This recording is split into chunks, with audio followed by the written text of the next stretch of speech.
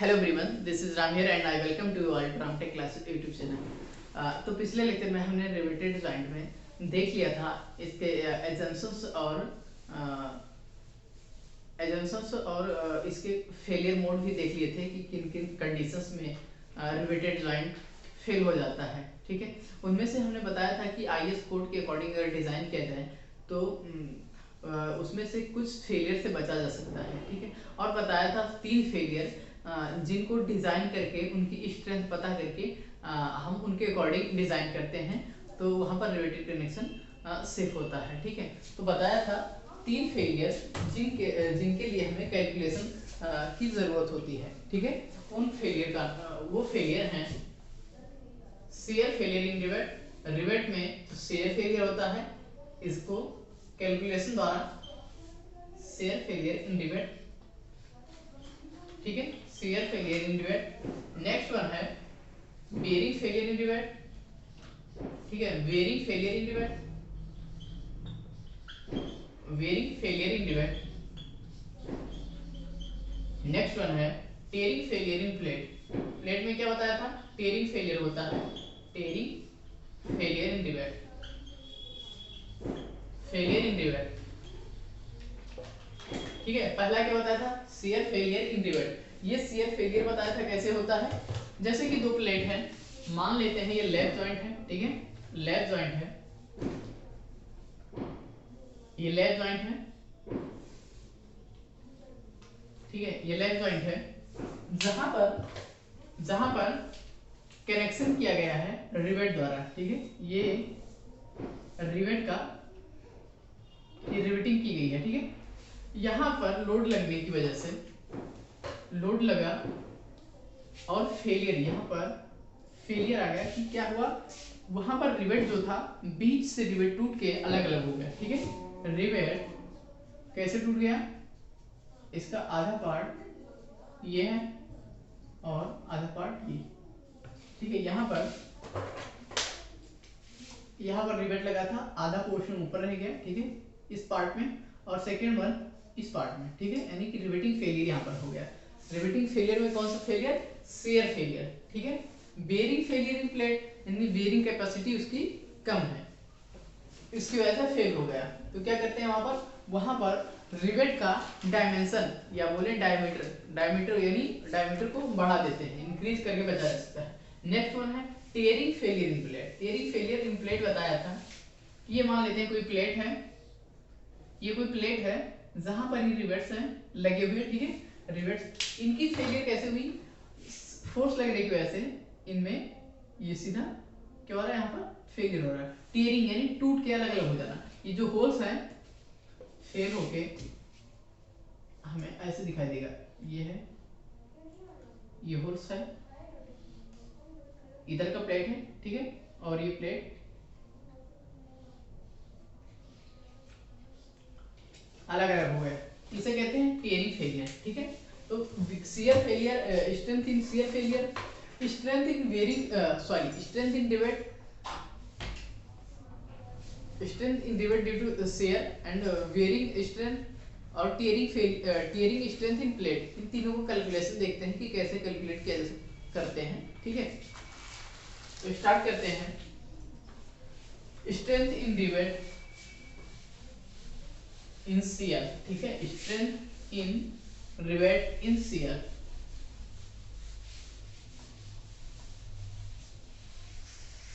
First heading है हमारा, या first strength in riveted joint में फर्स्ट पॉइंट है हमारा strength in rivet, strength in rivet, strength in rivet in shear. ठीक है, या बोले शेयरिंग स्ट्रेंथ ऑफ रिवेट। ठीक है, ऐसे भी बोल सकते हैं कि शेयरिंग स्ट्रेंथ ऑफ रिवेट। यहाँ पर जब सिंगल रिवेटेड जॉइंट रहेगा, या बोले सिंगल रिवेटेड जॉइंट या सिंगल शियर बोले, यानी कहने का मतलब सिंगल शियर कब होगा, जब मान लेते हैं ये कौन सा प्लेट है या कौन सा जॉइंट है, लेफ्ट जॉइंट है। ठीक है, सिंगल शियर हो रहा है, यानी जो रिवेट है वो बीच में सिर्फ एक जगह टूट रहा है, ठीक है। जैसे ये रिवेट है, इसमें एक ही शेयर हो रहा है ना, यानी यहाँ पर शेयर जो फेलियर होगा यहीं पर शेयर होगा ना, यहाँ पर शेयर होगा, यानी एक ही शेयर है यहाँ पर। तो फिर क्या होगा, डबल शेयर रहेगा तो उसके लिए क्या होगा देखते हैं। ये क्या है, रिवेट है, ये क्या है, ये है रिवेट। और फेलियर हो रहा है, जो फेलियर प्लेन है एक ही प्लेन है या एक ही शेयर फेलियर होगा, यानी एक जगह यहाँ, ठीक है। इसे कहेंगे सिंगल शेयर, ठीक है, single share in rivet, single share in rivet. इसके लिए देखते हैं, अगर डबल शेयर भी हो सकता है, वहां पर क्या होगा, रिवेट की जो रिवेट की लेंथ होगी, ठीक है, height of length of rivet, ठीक है, ये जो ये है ये लॉन्ग होगी, लंबी होगी, ठीक है। और यहाँ पर प्लेट है, दो प्लेट के बीच में एक शेयर फेलियर होगा ना, ठीक है, एक शेयर, यहाँ पर एक ही शेयर है ना, डबल शेयर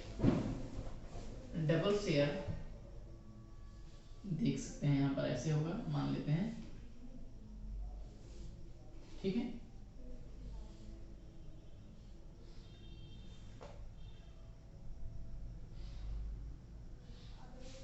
अब यहाँ पर हम देखते हैं कि यहाँ पर क्या किया गया है, रिवेटेड कनेक्शन किया गया है, ठीक है, रिवेटेड कनेक्शन किया गया है।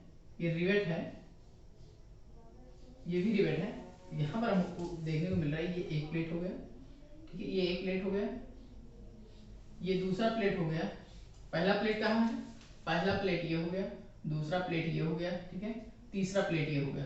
अब तीन प्लेट है यहाँ पर, तीन प्लेट के बीच में यहाँ भी शेयर हो सकता है, एक यहाँ शेयर, एक यहाँ शेयर, ठीक है। मान लेते हैं यहाँ पर सिंगल शेयर हो रहा है, ये कैसा है, यहाँ भी हो सकता है शेयर, यहाँ भी से भी हो सकता है, एक प्लेट यहाँ पर लगी है, दूसरा यहाँ पर, तीसरा यहाँ पर। अब तीन डबल फेलियर हो सकता है, डबल शेयर फेलियर हो सकता है, यहाँ भी हो सकता है, यहाँ पर, यानी इसे कहते हैं single share, sorry double share in rivet, double share in rivet,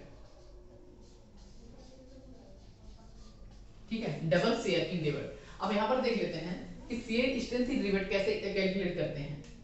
shear strength बताया था, स्ट्रेंथ इन रिवेट को कैलकुलेट करने के लिए परमिसिबल स्ट्रेस को ध्यान रखना जरूरी है, परमिसिबल स्ट्रेस इनटू एरिया, ठीक है, permissible stress into area. Strength in rivet क्या बताया था, strength in rivet, strength in rivet क्या होता है बताया था, area into permissible stress, permissible stress या बोले अनुमेय प्रतिबल, ठीक है, अनुमेय प्रतिबल। तो जब सिंगल शेयर इन रिवेट रहेगा तो क्या होगा, share in strength in one rivet, shear strength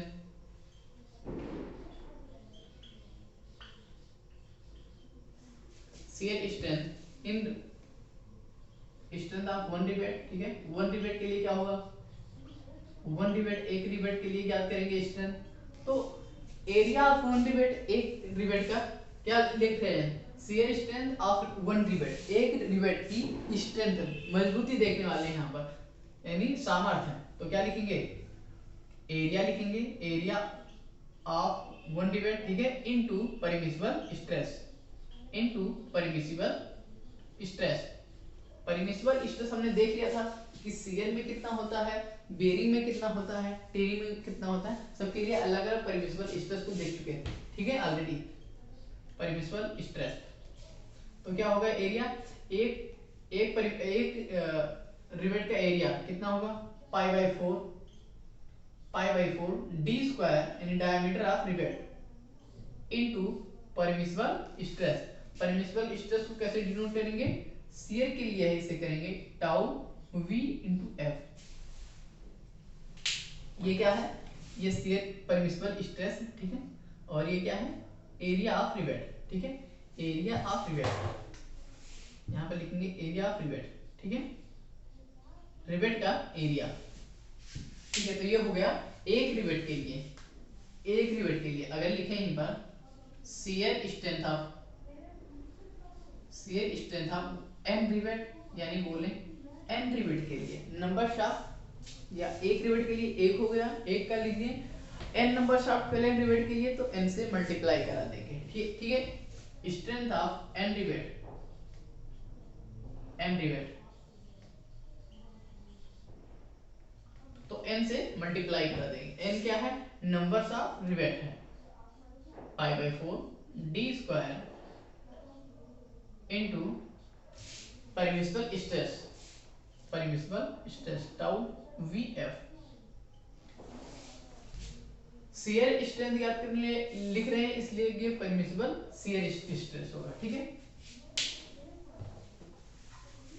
अब नेक्स्ट चीज देख लेते हैं यहीं पर, यहाँ पर किसके लिए देख रहे हैं भाई, सिंगल रिवेट के लिए, ठीक है।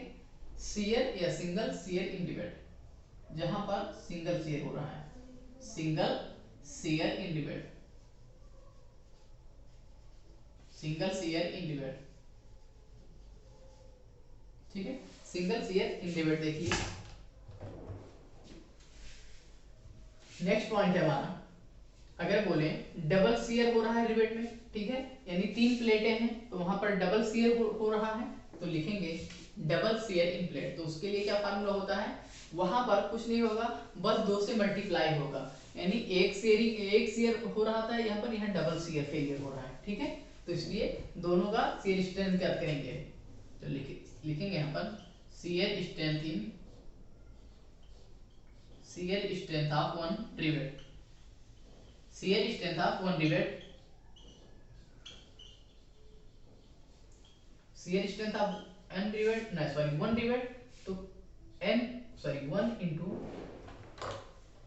Area of one rivet into 2 times होगा, क्योंकि यहाँ पर 2 डबल शियर फेलियर की बात कर रहे हैं, ठीक है, यानी डबल शियर यहाँ पर है, pi by 4 d square into shear stress, permissible shear stress.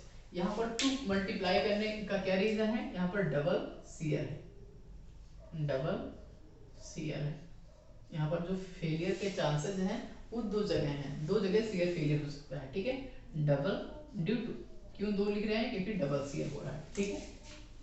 Next देख लेते हैं, अगर ये 1 एक रिवेट के लिए है, अगर n रिवेट के लिए बात करें तो n से मल्टीप्लाई करा देंगे, ठीक है। Shear strength, shear strength of n rivet, ठीक है, shear strength of n rivet n into 2 से मल्टीप्लाई होगा, सेम चीज होगा, ठीक है, 2 into pi by 4 d square into tau v F, यानी परमिसिबल शियर स्ट्रेस, ठीक है। ये है क्या, ये डबल शियर के लिए है, ठीक है, जब रिवेट में डबल शियर हो, यानी double shear in rivet, double shear in strength in rivet, ठीक है, डबल शियर इन रिवेट, शियर में रिवेट में डबल शियर हो, यानी कि 3 वहां पर जब मेंबर रहेंगे तो वहां पर डबल शियर होगा, 2 मेंबर हैं वहां पर सिंगल रिवेट होगा, ठीक है। तो यहां से हम कैलकुलेट कर सकते हैं, एरिया के बारे में बता दिया, कैसे एरिया को कैलकुलेट करेंगे। मान लेते हैं इस रिवेट का जो डायमीटर है, वो डायमीटर ऑफ रिवेट है, डाया ऑफ रिवेट कितना है, स्मॉल डी है, ठीक है, क्योंकि यहाँ पर स्मॉल डी ही तो लिख रहे हैं ना, तो यहाँ पर जो डायमीटर है स्मॉल डी, ठीक है। तो नेक्स्ट वन है बेयरिंग स्ट्रेंथ इन रिवेट, ठीक है। तो बेयरिंग स्ट्रेंथ इन रिवेट कैसे कैलकुलेट करते हैं, मान लेते हैं यहाँ पर कैसी ज्वाइंट है, ये लैब ज्वाइंट है, ठीक है, कहाँ कहीं लैब ज्वाइंट है, ठीक है, वहां पर रिवेटिंग करी गई है, यहाँ पर रिवेटिंग की गई है, ठीक है, रिवेटिंग की गई है। और ध्यान रखेंगे कि बेयरिंग स्ट्रेंथ ऑफ रिवेट जब कैलकुलेट कर रहे होते हैं तो यहाँ इसका फार्मूला होता है, ठीक है, इसको कैलकुलेट करने का सिंपल फार्मूला है कि प्रोजेक्टेड एरिया जो हमें दिखाई दे रहा है, प्रोजेक्टेड एरिया, ठीक है, projected area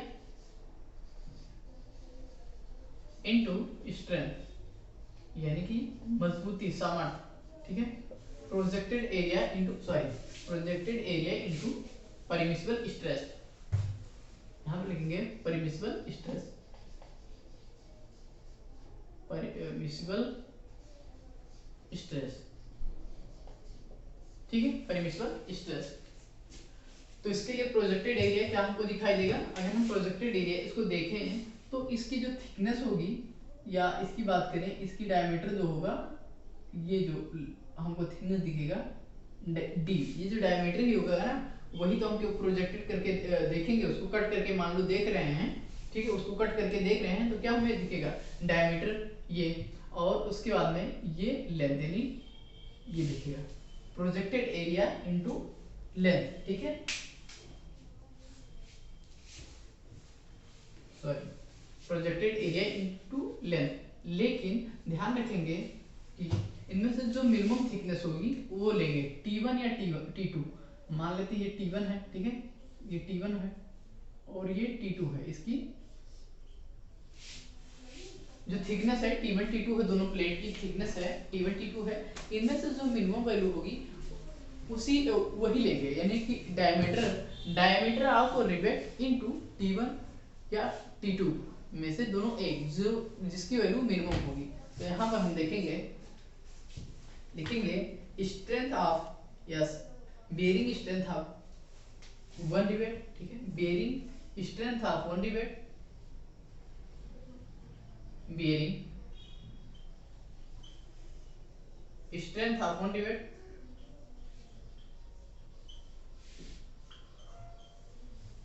of one rivet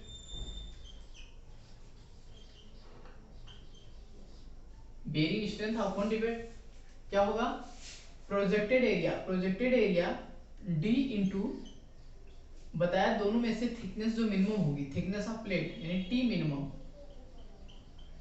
means हो गया जो थिकनेस ऑफ प्लेट है उनमें से T1 T2 जो दो प्लेट जोड़ी गई हैं, दोनों की थिकनेस होगी, मान लेते हैं एक का T1 है एक का T2, तो उनमें से जो मिनिमम थिकनेस होगी उस थिकनेस को यहाँ पर लेंगे, ठीक है, तो यहाँ पर D इंटू टी मिनिमम यानी minimum thickness into permissible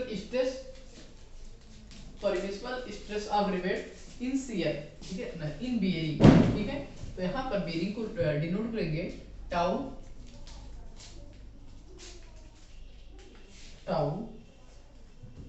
P into F, ठीक है, टाउ P इंटू एफ, ठीक है, ये क्या है, परमिसिबल स्ट्रेस इन बेयरिंग, ठीक है। अगर बोले यहीं पर कि n रिवेट की स्ट्रेंथ ज्ञात करनी हो हमें, तो n से मल्टीप्लाई करा देंगे, जहां पर एक रिवेट की स्ट्रेंथ ज्ञात करे हैं, ठीक है, bearing strength of one rivet, अब यहां पर लिखेंगे bearing strength of n rivet, ठीक है, bearing strength of n rivet, bearing strength of n rivet यानी कि एक रिवेट से को n से मल्टीप्लाई करा देंगे, ठीक है, d इंटू टी मिनिमम वही होगा दोनों प्लेट्स में से जो मिनिमम थिकनेस होगी, इंटू परमिसिबल स्ट्रेस क्या होगा, सिग्मा p इंटू एफ, ठीक है, p इंटू एफ, ये हो जाएगा हमारा, ये हो जाएगा बेयरिंग स्ट्रेंथ इन रिवेट, ठीक है, इन रिवेट या बोले रिवेटेड जॉइंट, इन रिवेटेड जॉइंट, ठीक है, एक ही बात है। नेक्स्ट देखेंगे रिवेटेड वैल्यू कैलकुलेट कैसे करेंगे, बेयरिंग स्ट्रेंथ और शियर स्ट्रेंथ दोनों कैलकुलेट किए हैं, उनमें से जो मिनिमम वैल्यू होगी वही हो जाएगी हमारी रिवेट की वैल्यू, ठीक है, रिवेट वैल्यू, उसके बाद में हमें कैलकुलेट करना होता है रिवेट वैल्यू, ठीक है, रिवेट वैल्यू। अगर क्वेश्चन में पूछा जाए कि कैलकुलेट रिवेट वैल्यू, तो वहां पर हमको बेयरिंग स्ट्रेंथ ज्ञात करना होगा, बेयरिंग स्ट्रेंथ ऑफ रिवेट और शियर स्ट्रेंथ ऑफ रिवेट, दोनों में से जिनकी स्ट्रेंथ मिनिमम होगी वही हो जाएगी हमारी रिवेट वैल्यू, ठीक है, rivet value. minimum of shear strength and bearing strength.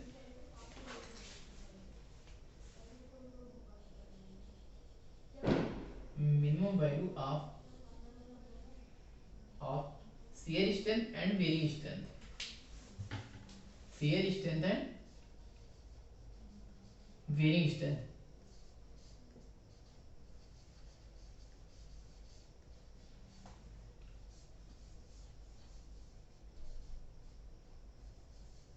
And bearing strength.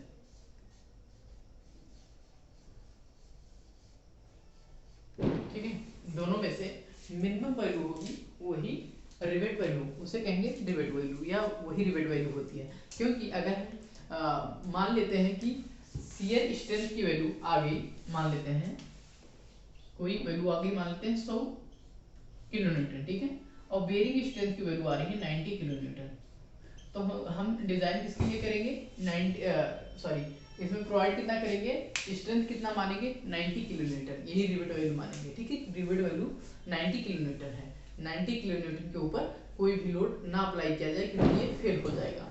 क्योंकि इसकी जो मिनिमम वाली वैल्यू है, अगर हम मान लेते हैं 100 किलो न्यूटन एक का है, एक का 90 किलो न्यूटन, अगर 90 किलो न्यूटन के ऊपर वैल्यू अप्लाई कर देंगे तो ये बेरिंग में फेल हो जाएगा। ठीक है, शेयर में तो कोई दिक्कत नहीं होगा, क्योंकि उसकी स्ट्रेंथ है 100 किलो न्यूटन, लेकिन बेरिंग में फेल हो जाएगा, इसलिए मिनिमम वैल्यू को ही रिवेट वैल्यू मानते हैं। ठीक है, अब एक बचा, एक पॉइंट यहाँ पर बचा, bearing strength, sorry tearing strength of plate, यानी कि प्लेट का बीच से या टूट जाना, यानी ठीक है, नेक्स्ट देख लेते हैं टियरिंग स्ट्रेंथ या बोले टेंसाइल स्ट्रेंथ ऑफ रिवेट।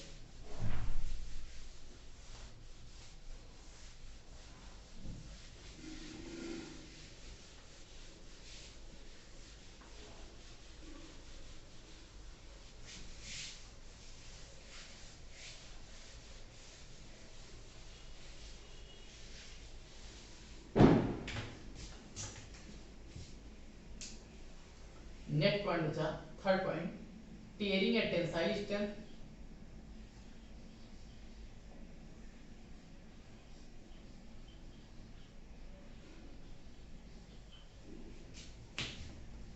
बताया था किसमें टियरिंग फेलियर होता है, प्लेट में, तो वही क्या करेंगे, tearing strength of plate.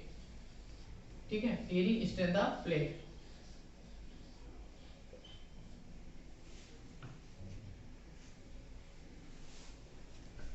Tearing failure कैसे होता है, टियरिंग फेलियर होता है, बताया था अभी, प्लेट के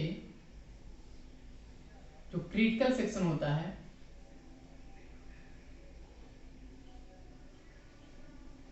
क्रिटिकल सेक्शन है ये, जो लास्ट वाला रो होता है, ये लाइन, ये ठीक है, यहाँ पर फेल होना, यानी यहीं से फेल हो जाना, इसे कहते हैं टियरिंग फेलियर। ये होता है टियरिंग फेलियर। ठीक है, तो टियरिंग फेलियर या टियरिंग फेलियर कैसे याद करते हैं, यहाँ पर लिखेंगे एरिया इंटू शियर स्ट्रेंथ, ठीक है, इन बेरिंग, स्ट्रेंथ या tensile strength, tearing strength in plate, tearing strength in plate, in plate. अब यहाँ पर प्लेट की बात कर रहे हैं तो प्लेट का ही एरिया लिखेंगे। ठीक है, प्लेट का एरिया लिखेंगे, कौन सा एरिया, जहां पर जो जोन फेल हो रहा है। ठीक है, इसकी विड्थ कितनी होती है, बताया था, इसकी विड्थ मानते हैं बी। ठीक है, इसकी विड्थ मानते हैं बी।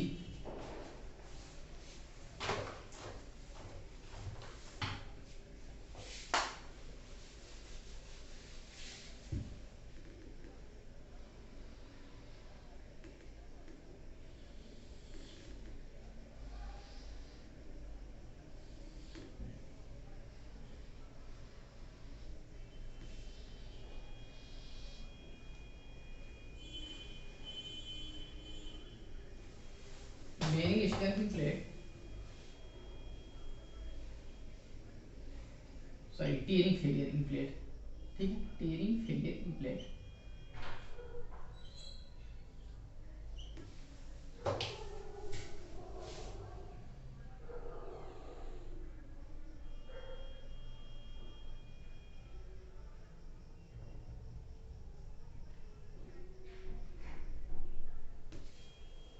इसकी जो विड्थ है वो कितनी है, b।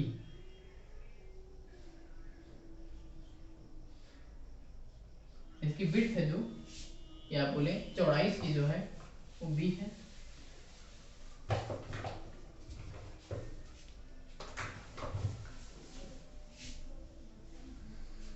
Tearing strength of plate,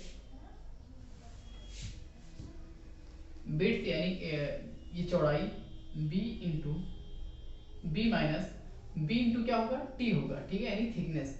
thickness किस चीज का, प्लेट का थिकनेस। b ये चौड़ाई है इंटू थिकनेस, प्लेट की थिकनेस। लेकिन b में से ये होल्स का, ये होल क्या हो रहे हैं, टूट के अलग हो रहे हैं ना, तो ये स्पेस जो ये होल रहेंगे इसको माइनस कर लेंगे। कितने होल हैं, 1 2 3 4, मान लेते हैं n होल हैं, ठीक है। इनके डायमीटर से मल्टीप्लाई कर देंगे, क्योंकि इतना लेंथ क्या हो रहा है, रिड्यूस हो रहा है ना, इतना लेंथ क्या हो रहा है, रिड्यूस हो रहा है। डायमीटर का एक डायमीटर, एक रिवेट की बात करें तो एक डायमीटर का वहां पर डायमीटर क्या हो रहा है, लेस हो रहा है, यानी कि एक डायमीटर कम हो रहा है। इस बी में से एक डायमीटर कम हो रहा है। अगर एक डायमीटर कम हो, एक रिवेट है, तो यहाँ पर हमको दिखाई जैसे दे रहा है 4, तो यहाँ पर लिखेंगे 4 b माइनस 4d, यानी b में से 4 डायमीटर घटा दो, रिवेट के 4 डायमीटर घटा दो। लेकिन मान लेते हैं n डायमीटर है, n रिवेट्स हैं जो कि इस क्रिटिकल सेक्शन में पड़ रहे हैं। जितने भी इस क्रिटिकल सेक्शन में रहेंगे उतने नंबर्स ऑफ डायमीटर को रिड्यूस कर देना है, यानी घटा देना है पूरे चौड़ाई में से, इनटू थिकनेस, थिकनेस ऑफ किसका, प्लेट का, प्लेट का thickness, into permissible stress, into permissible stress. Permissible stress को यहाँ पर डिनोट कर रहे हैं सिग्मा, सिग्मा बीटी, ठीक है। सिग्मा टेयरिंग स्ट्रेंथ है बीटी, या बोले pt, tearing strength, tearing shear strength of plate, sorry tearing stress, ठीक है, permissible tearing stress, permissible tearing stress, ठीक है। तो ये हो गया टेयरिंग स्ट्रेंथ ऑफ प्लेट। एक के लिए एक जगह टेयरिंग हो रहा है, अगर दूसरे सेक्शन में टेयरिंग हो रहा होगा तो यहाँ पर मल्टीप्लाई है नंबर ऑफ n से, यानी n सेक्शन में। एक जगह क्रिटिकल सेक्शन पे ही जनरली फेलियर होते हैं, तो इसलिए यहाँ पर इन बी, ये जो बी चौड़ाई है, इसमें से जितने डायमीटर आएंगे या जितने भी होल्स पड़ रहे हैं, रिवेट पड़ रहे हैं, ठीक है, इनको सब्सट्रैक्ट कर देंगे, इसमें से इसकी चौड़ाई में से घटा देंगे, into thickness of plate, thickness of plate into permissible stress, ठीक है। तो ये हो जाएगा टेंसाइल या टियरिंग शियर स्ट्रेंथ। इसके बाद में नेक्स्ट लेक्चर में इस पर हम न्यूमेरिकल देखने वाले हैं, ठीक है। आज के लिए बस इतना ही, नेक्स्ट लेक्चर में आगे प्रोसीड करते हैं। Thank you.